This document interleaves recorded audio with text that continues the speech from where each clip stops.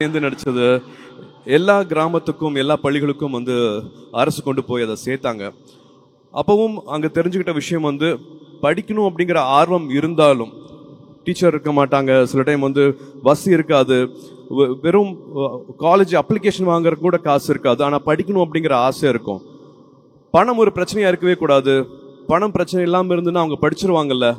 அந்த மாதிரியான மாணவிகளை வந்து நம்மளுக்கு அரசு பள்ளி ஆசிரியர்கள் வந்து கை காட்டுறாங்க, அவங்க வந்து சிபாரிசு பண்ணுறாங்க, அவங்கள எப்படியாவது படிக்க வச்சிடணும் அப்படின்னு பேசிகிட்டு இருக்கும்போது எனக்கு இப்போ நல்லா ஞாபகம் இருக்குது. சிங்கம் படம் ஷூட்டிங் நடுவில் எல்லாத்துக்கும் ஃபோன் பண்ணேன்.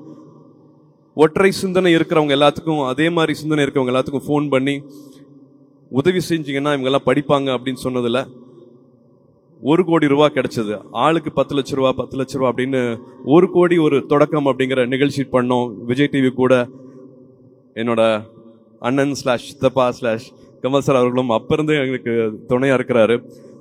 அந்த நிகழ்ச்சி பண்ணதுக்கு அப்புறமா நிறைய பேர் வந்து அன்பு கொடுத்தாங்க. நிறைய பேர் வந்து மாணவர்கள் வந்து அப்ளிகேஷன்ஸ் அனுப்பிச்சாங்க. ஏகப்பட்ட அப்ளிகேஷன்ஸ். நாங்கள் 100 பேரை படிக்க வைக்க போறோம் அப்படின்னு ப்ராமிஸ் பண்ணோம். பட் அதில் எப்படியாவது 160 பேரை படிக்க வச்சே ஆகணும் அப்படிங்கிற நிலைமை வந்துச்சு.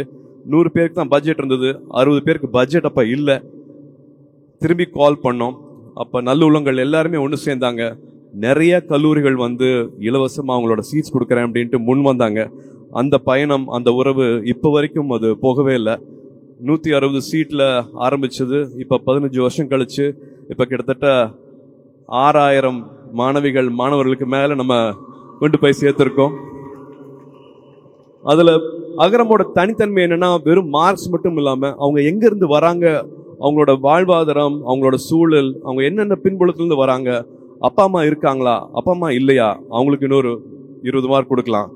அப்பா இருக்காங்க, அம்மா இல்லையா, அப்போ இன்னும் ஜாஸ்தி மார்க் கொடுக்கலாம். ஏன்னா பெண்கள் இல்லாத வீட்டில் கல்வி கிடைக்கிறதுங்கிறது வந்து ரொம்ப அரிதான விஷயமா இருந்தது. அப்பா மட்டும் இருக்காங்கன்னா, அது அம்மா இருந்தாங்கன்னா எப்படியாவது வந்து படிக்க வச்சிருவாங்க. அப்பா இல்லாமல் அம்மா மட்டும் இருக்காங்கன்னா எப்படியாவது படிக்க வச்சிருவாங்க. ஆனால் ஒரு அம்மா இல்லாத வீட்டில் அந்த மாணவன் படிக்கிறது ரொம்ப சிரமமாக இருந்தது. இந்த மாதிரி 40 கிலோமீட்டர் தள்ளி வந்து படிக்கிறாங்கன்னா அவங்களுக்கு எக்ஸ்ட்ரா மார்க். இந்த மாதிரி கூரை இல்லையா, அவங்களுக்கு இன்னொரு எக்ஸ்ட்ரா மார்க்.